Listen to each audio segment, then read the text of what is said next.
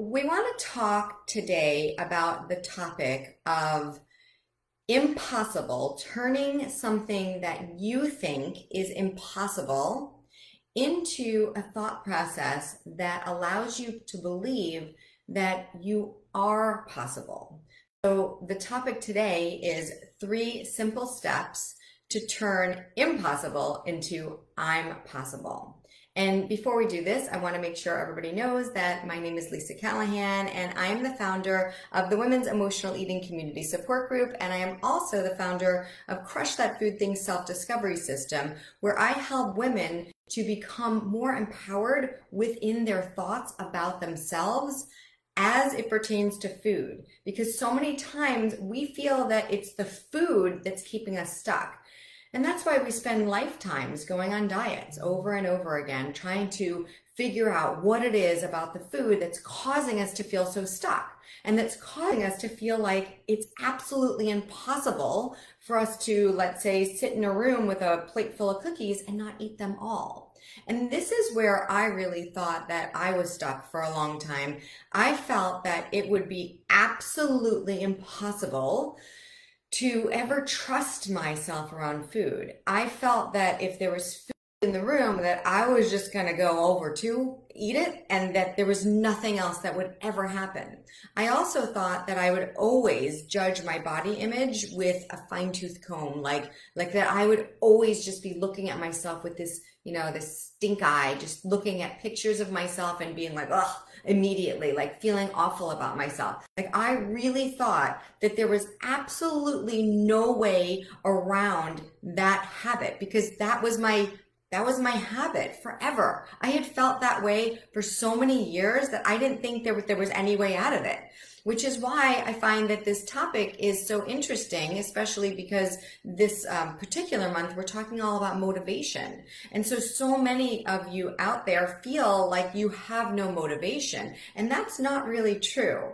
And I'm going to teach you today why that's not really true, because we have to make sure that we understand what it is that you're motivated to do. And if you are continuing to think these negative thoughts that there's no way out of this, there's no way that I could possibly change the way I'm thinking, there's no way that I could possibly trust myself around food, never happened before. Every time I've ever tried to go on a diet or do the quote unquote right thing, I've always failed. So why would I ever trust myself? How could I believe anything different, right? And so when we think about not having motivation, and yet those are the thoughts that are coming into our head, is it possible that the motivation actually is to keep yourself stuck? Since the fear of being unstuck is something that you've never experienced. That's a big pill to swallow. It really is. And it's all part of self-discovery. It's all part of what we teach here in the Women's Emotional Eating Community Support Group. But I know that you don't know that when you come into this group. I know that coming into this group, you're convinced that it's all about the food and that you have to just go on a diet and you've got to eat a certain way. And these beliefs are something that you've been programmed to believe. They're things that you've learned from social media, from advertisements, from just growing up, and the mindset of how you're supposed to look, how much you're supposed to weigh, what you're supposed to wear, what you're supposed to feel like about yourself. And thinking about all of those things can be extremely, extremely limiting. And so I want to be able to open up the topic for what's called limiting beliefs. And I want you to be able to identify within yourself today where it is that some of your thoughts might be the very same thing that's keeping you stuck. And so that's why when we're coming into this thinking that things are impossible, they will absolutely always be impossible if that's the way that you are choosing to think. Now, it's very interesting because I use the word choosing. And you might say to me, well, Lisa, I'm not choosing this. What do you think? I want to choose to feel like I'm stuck? Like, do you think that that's true, Lisa? Like, do you really think that this is something that I'm choosing? That's not fair. I didn't choose this. I didn't choose to feel this way. What I'm going to tell you about that is that because you don't think that you're choosing that, it's causing you to limit your ability to believe in yourself wholeheartedly. And that is a limitation. And that is a choice. And as hard as it is for me to say this, because I have to be honest, if someone had said this to me 10 years ago, I would have been like, they don't know me. And I would have thought that I was different, and I would have isolated myself in order to prove that I was different. But the truth is that the only way that I was different was that I was the only one that wasn't caring about myself. I had lots of people around me that looked at me and wished that I would not be so critical on myself. I had loved ones when I would look at a picture and say, oh, look at my stomach, look at I have 10 chins, look at my hair, look at my nose, look, like, and they'd be like, Lisa, seriously, you're beautiful. And I'd be like, oh, there's no, seriously, how could you say that? Like, I was actually critical of other people for complimenting me. Have you ever done that? Has someone ever given you a compliment and then you immediately start to pick yourself apart like a vulture, like on roadkill? I mean, tell me in the comments below. I know we have some people watching. And if you're watching this on the replay, please share with me. Have you ever done this? Have you ever really stepped outside of yourself and tried to see yourself in a different light? And that's why I say that the thoughts that are in your head that you feel are impossible to change are actually a choice that you're making. And it's interesting because when you're making this choice, it will absolutely blow up and disable you from ever being able to believe anything otherwise. Because when you're continuing to believe these limiting beliefs about yourself, and if you don't start to ask yourself questions like, why? Why does it bother me when someone compliments me? Why does it bother me that my husband or my friend can go on a keto diet for, 10 days and lose 30 pounds. And I go on that diet and I gain weight, right? Because now I'm starting to overeat the diet food. How many of you have done that before? Because I know that I have. I went on a diet called the cookie diet. Yeah, it was the cookie diet. I don't know if they still have it out there. It was a few years, well, it was a lot of years ago. Let me reframe that. It was probably back when my son was, it was after I had my son, and my son is 15. So it was a good number of years ago. And I lost about 10 pounds on it. And then I started to binge on the cookies. I did, and that's a thing also, if you think about it, the impossible, right? Because as soon as you start to tip the scale, I'll use that quotes, as soon as you start to tip the scale to where you feel like you're actually going to reach your goal and you can literally see it in your sight, that's when you'll go in and self-sabotage. And it becomes really confusing because you're like, wait a minute, is this possible? I said I was going to lose 40 pounds and I'm at 38 pounds. Can I really do this? And that's where we tend to go on the self-doubt train, right? Crystal says, every time I get a compliment, my thought are, they're only being nice, right? Like literally. So now what you end up doing, because you don't think it's possible for anyone to think that about you, to think that, you've done something good, or someone tells you how pretty your hair looks today, and you immediately spin it back.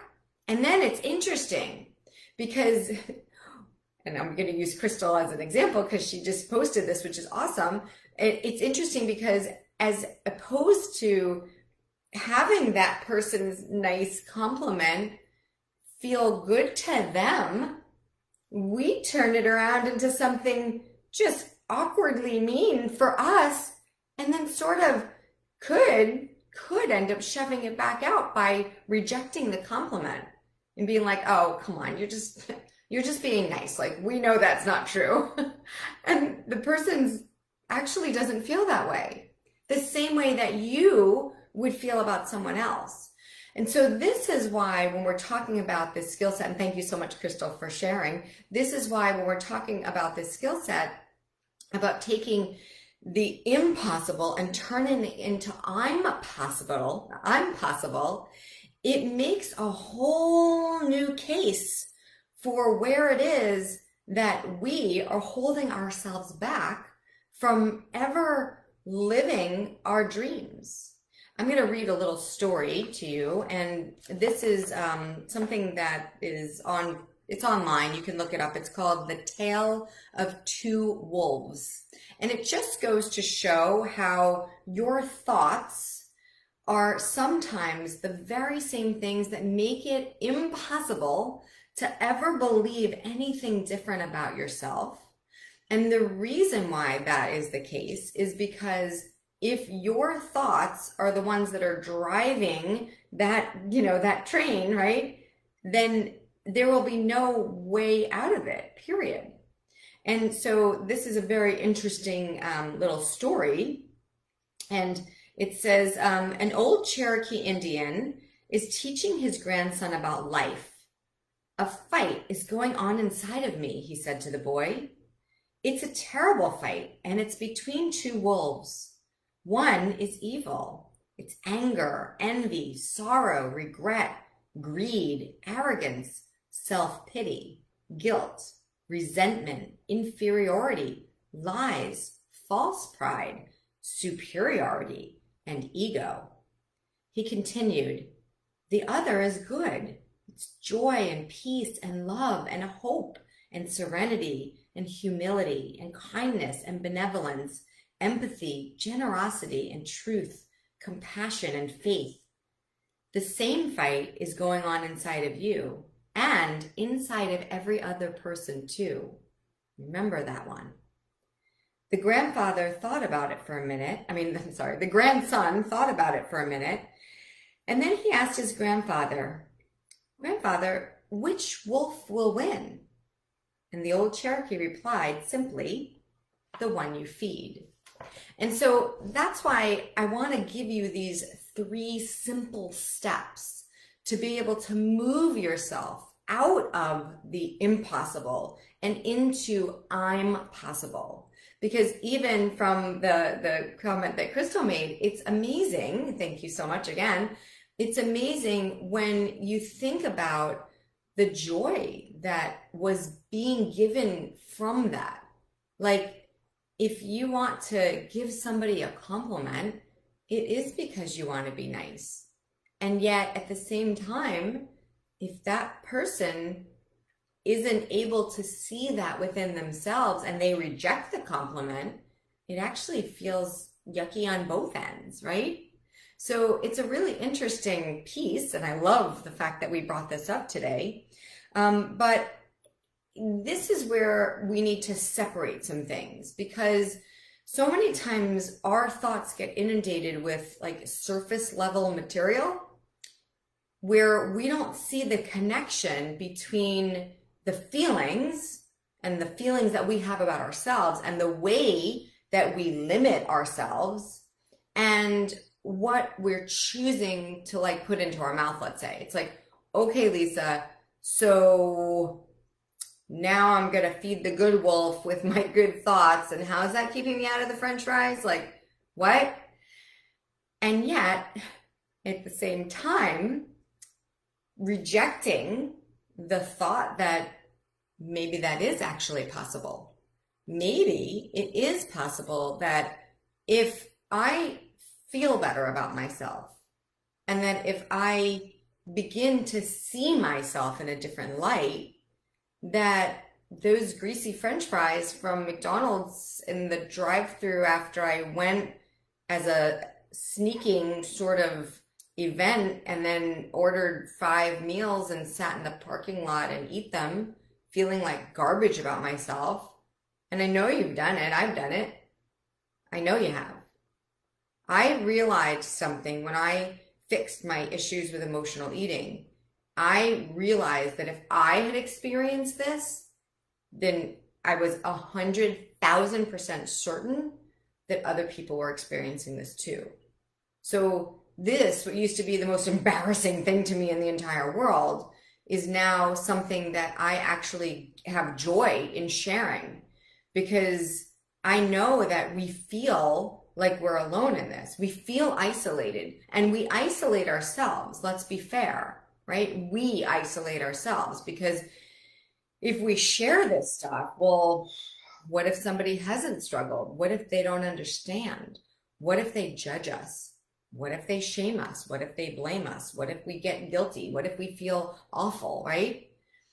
And yet, it's interesting because we're not half as afraid of shaming and guilting and blaming and regretting our decisions, right? We're so worried about what other people think that we're not half as concerned about what we think. And that's why when I say that we can absolutely take what we feel is impossible, like, well, how could I feel, good sharing this story with people? It's embarrassing. It's humiliating. Like, I don't want anybody to know that this is who I am. But if this is who you are, then this is the truth. And you have to be able to work on yourself from the inside out, so that way you can then become more aligned with your integrity. And this is where I betrayed myself over and over and over again, because I tried to show myself to the world in a different light than I believed about myself. And that's why it didn't seem like I could ever trust myself alone, because I only believed that when there was other people around me that I could then I was like totally, like, I had figured out how to chameleon myself. I wonder if anybody else understands this, like that I had thought that I figured out how to make myself valuable to all sorts of different situations, except for when I was alone. When I was alone, that's when I actually tortured myself. Like, that's when all the like meanness came out, because God knows I wouldn't have been mean to anybody else ever. My whole life goal was to help people. I wanted to help people see their flaws and what they needed to change, and help them with their diets. Don't forget, for those of you who don't know, like, I was a personal fitness trainer since I'm 19, for a really long time. And when I started to realize that I had head knowledge for this, and then I understood the body, and that I loved kinesiology and anatomy and the muscles, and like, I loved that stuff. And when I realized that other people didn't know how to do those things, and I did, and I could teach them, and then I started to learn about nutrition, and I started to learn about the concepts. But the problem is that nobody had ever taught me that these things, these concepts, this head knowledge wasn't necessarily going to help me to fulfill my emptiness in my heart for myself. And because I had the head knowledge, but I was lacking the heart knowledge, I thought it was absolutely impossible to figure it out, since the head knowledge and the heart feeling wasn't matching. It's like, I knew what to do. The problem was that I couldn't seem to do it, which made me feel like a big old failure. And I know that this is what you ladies are struggling with. And that's why it seems like it's so impossible, because you're like, well, how many more things am I going to learn? Like, I get it. Broccoli is good. Brussels sprouts are good. Doritos are bad. Like, Diet Coke's bad. Like, I get it. Like, it's like, we know what to do. But because we feel that that goal is out of reach, and when we even approach the goal, like, we think like, oh my gosh, could I actually do this? We don't believe it's possible. So then we scoot back and we re-go through the steps that we started with. So the simple steps that I'm going to share with you today, I want you to think about, really to determine, and you can write this down. First, it's important to determine what you want. And please do not come up with a number scale a number goal or a size goal, please come up with something where you can recognize the behaviors that are leading you to feel that the goal that you have, right? Because if your goal is a number goal, like if you want to lose 50 pounds, right? See if you can put into place in your mind what that goal's about. So if you could start to make choices that would allow your future you to be proud of yourself. And if you could go back to the past you and whisper a little secret in her ear, like take what you know right now and look at the future goal, not weight, but life. Like when you reach that goal, what do you expect that you'll feel? And start to put the pieces together with why you don't feel that way now. So let's say, for example, you think that when you lose 50 pounds that you will feel more confident. And if you feel more confident when you're 50 pounds less, then you'll be able to go out into the job force and get a new job and make more money and X, Y, and Z, or meet a husband or whatever. I don't know, just anything, right? Like decide what it is that means to you. Why is it that you would like to have more confidence? And then, so forget about the weight goal. So now your goal is like, I want more confidence. And that you can see that having more confidence in the future will be extremely valuable. Now, write a list of the value. Say like, what is it that will be valuable to me? Like, what will I gain from having more confidence? And then take those things and start to try them on for size now. Even if it's a very small gesture, even if it's just something that is, like let's say you're not confident, so you don't, you avoid eye contact. And yet you could see yourself in the future, if you could lose 50 pounds, you'd feel confident to look someone in the eye. Start that now. I know we got masks, we still have our eyes. So even if it's a cashier, I know people aren't going out that much, but we do sometimes go to stores. Even if it's somebody, try and catch someone's eye. Try and look them in the eye. I thought for me that was impossible. I recognized over a span of time that when I spoke to people, I did not look in their eyes.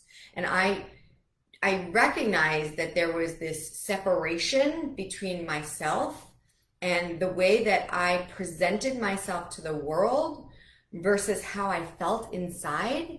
And when I was face to face with somebody, it was really difficult for me to look into their eyes because I felt like they would be able to see what a fraud I was and how I presented myself as this image of being this fit athlete. And then I was lying because I was binge eating and I wasn't letting anybody know about that. And it was a shameful place to me. Like it made me feel like I was a bad person. And then because I felt like I was a bad person, I did other things that were bad. And so it was like a ripple effect. It was like a snowball effect. It wasn't good. And so when I ask you to do this and to start to think about what it is that you will have when you have more confidence, see what you can start to do today. Then in addition to that, see if you can think about the mindset of how that confident girl will feel. And then allow whatever feelings that you feel like you're missing, you're lacking, allow those to become your daily mantra today, every day. And make certain that you listen to your intuition about this. Let your thoughts come to you. Let your thoughts alert you to where it is that you are standing in your own way. And if you're blaming anyone else for your circumstances, like, oh, it's too difficult because my kids are growing up, or oh, it's too difficult because my husband likes to have pizza, oh, it's too difficult because, there's a million different reasons. And I want you to be able to see that if you're choosing to limit yourself by believing that things are impossible because of other things, like I'll be happy when, make certain that you recognize that that is a limitation that's causing you, not anybody else, it's causing you to keep yourself stuck. When we decide that it is important for us to really look inside of ourselves for the answers, that's when you can open up new room for growth. Because once you allow the questions to come to your head, like if you're blaming everybody else, you'll just keep doing that. So the limitation will be that that's what you're going to believe. And if that's what you will choose to believe, then, well, that's what you're going to get. Like you will get what you focus on. So write that down. You will get what you focus on. So focus on what you say you want, and then choose to lead your mindset towards what you say you want.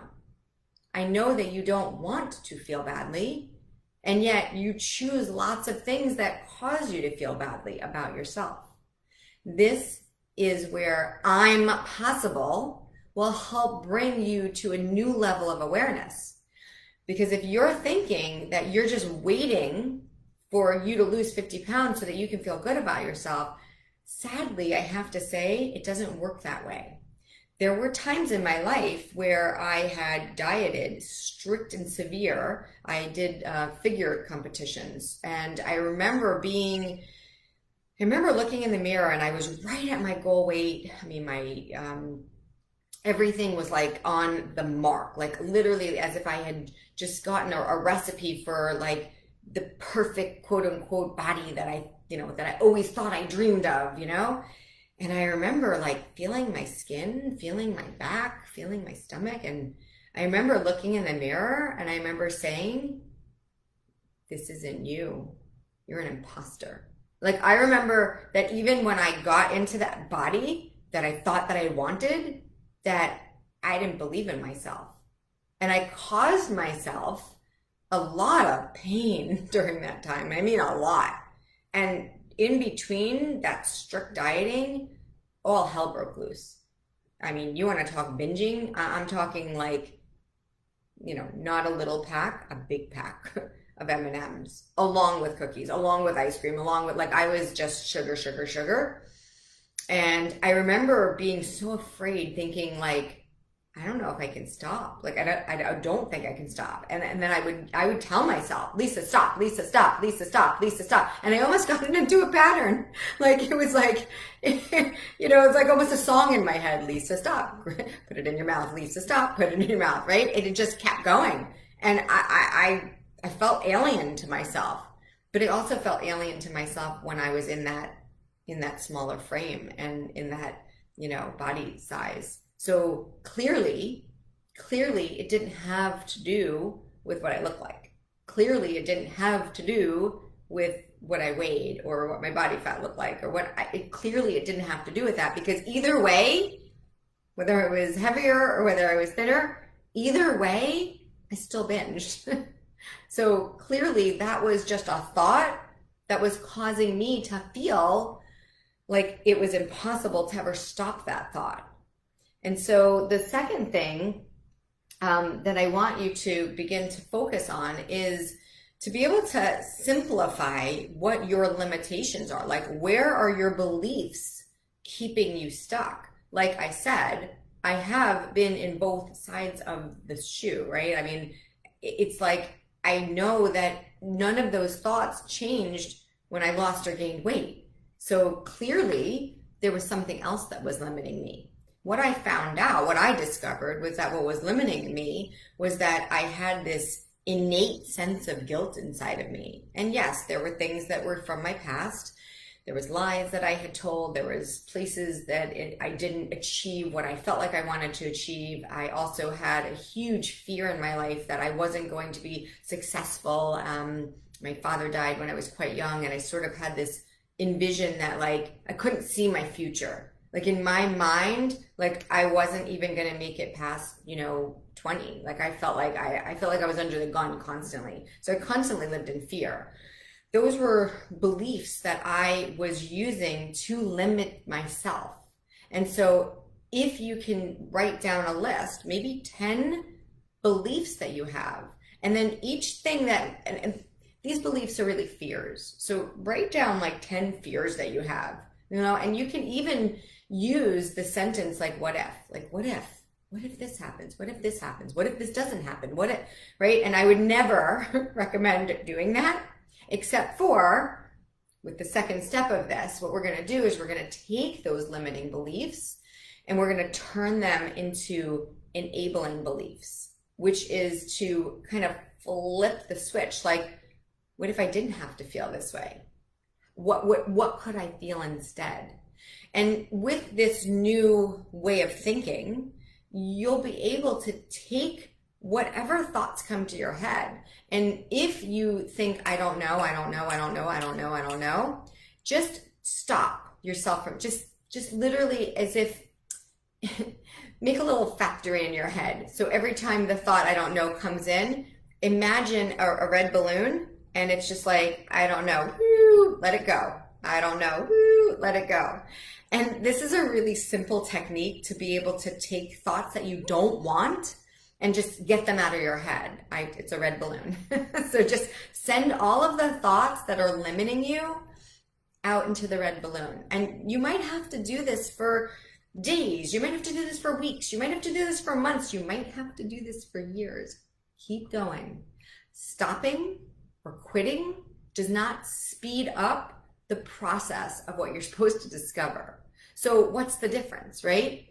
Would you rather spend your energy working on beliefs that are keeping you stuck and that are limiting you? Or would you rather spend your energy putting thoughts that are empowering you and enabling you? If you're going to think about something anyways, right?